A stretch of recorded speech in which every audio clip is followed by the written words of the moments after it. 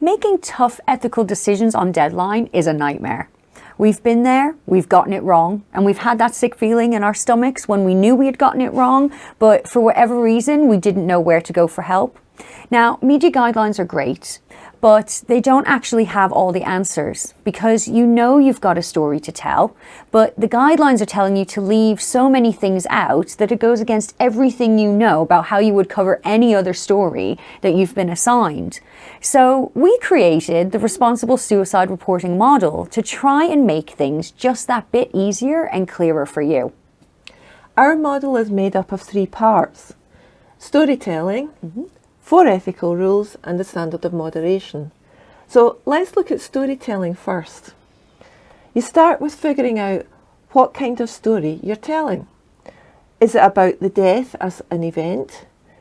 Are you doing a tribute to the deceased? Are you covering an inquest or a court case with its special rules? Is it an anniversary? Should you be doing an anniversary story? Or has the family set up a charity, or are they running a 5K to raise funds for suicide prevention? You know that each of these stories requires a different approach. So once you've figured out that, you now move on to the second part of our model. So once you've created your story, the things you need to be aware of are sensationalizing, stigmatizing, glorifying, and gratuitously reporting on suicide. Now, these are big words, but what do we mean by them?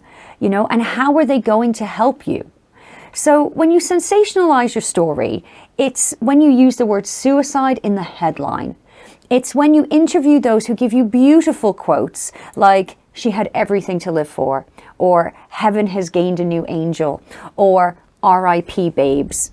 And when it's all the internet or social media's fault. So just because 2 people are friends on Facebook does not necessarily mean that this is a suicide pact.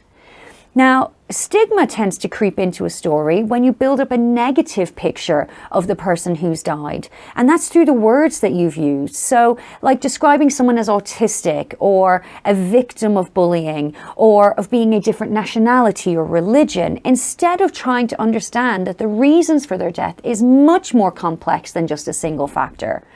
It's when you think in terms of us, the normal people, and them, the people who are abnormal and choose to die. Now, a suicide is glorified when you focus on suicide as a life choice, that it's an appealing way to die. You'll see it in reporting, especially around method like hanging. So think here about Robin Williams and the international outrage about the explicit details of his death. Now, glorification can also happen with a particular location, like a railway bridge. It also happens where the speculation about the reason for the death is overly emphasized. And think about celebrity suicide, Kurt Cobain, Avicii, Kate Spade. And gratuitous reporting comes about when you provide explicit details about the method, the location, and the description of how this person has died. So this can be a real problem with inquest reporting because all the facts are presented and you can just quote directly from the proceedings because it's just like a court, and that's how we cover a court, isn't it? But how can you be expected to think about all this when you're on deadline and your editor's screaming in your ear for your story and you've got 2 more stories to file? That's when our standard of moderation comes in. If you can't do anything else, do this. Ask yourself the 6 questions. Have I minimised harm to those affected by suicide?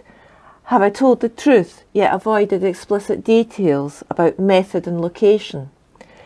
Have I taken care in producing the story, including tone and language? Do I avoid stereotypes, harmful content, and stigmatizing stories? Have I used social media responsibly? Have I provided support via helplines? If you answer yes to each of these, then you're sorted. You can be confident that your story is moderate in content, tone, and language, and that you've followed the media reporting guidelines. And if you answer no, then you need to go back and you need to look at your story again and you need to try figure out where you went wrong and then figure out how you're going to fix it.